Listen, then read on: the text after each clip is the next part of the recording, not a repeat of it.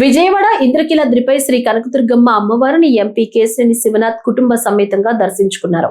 ఈ సందర్భంగా ఆలయ అధికారులు, వేద పండితులు, దేవస్థానం బోర్డు సభ్యులు ఎంపీ దంపతులకు ఆలయ మర్యాదలతో ఘన స్వాగతం పలికారు.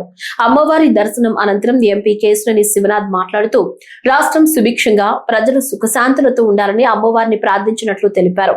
రానున్న బడ్జెట్ సమావేశాల్లో రాష్ట్రానికి మేలు జరగాలని, కేంద్రం నుంచి నిధుల కేటాయింపు మరింతగా జరగాలని అమ్మవారిని వేడుకున్నానన్నారు. ఇంద్రకీలాద్రిపై అమ్మవారి దర్శనానికి వచ్చే భక్తులకు మరిన్ని వసతులు కల్పించేందుకు తన వంతు కృషి చేస్తారని ఎంపీ హామీ ఇచ్చారు. అలాగే రానున్న కృష్ణా పుష్కరాల నాటికి ఇంద్రకీలాద్రిపై సకల సౌకర్యాలు సమకూరేలా చర్యలు తీసుకుంటామని తెలిపారు. ఇంద్రకీలాద్రి ఆలయం మరింత అభివృద్ధి చెందేలా ప్రభుత్వం సమగ్ర కార్యాచరణ రూపొందించిందని ఎంపీ కేశినేని శివనాథ్ పేర్కొన్నారు. అందరికీ నమస్కారం.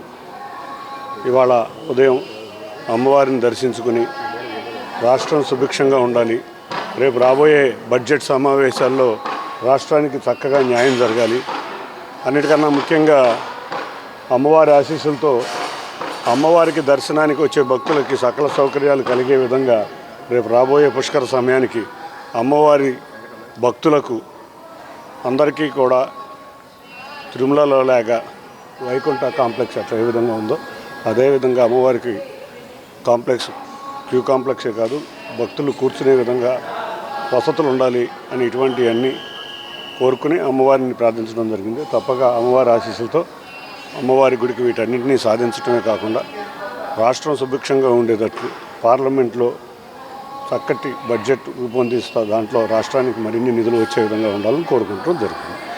కాబట్టి తప్పకుండా రాబోయే కాలంలో అమరావతిలో ప్రాంతమైన విజయవాడలో ఉన్న అమ్మవారి ఆలయం మరింత శోభగా ఉండే విధంగా కోరుకుంటున్నాను. అందరికీ ధన్యవాదాలు.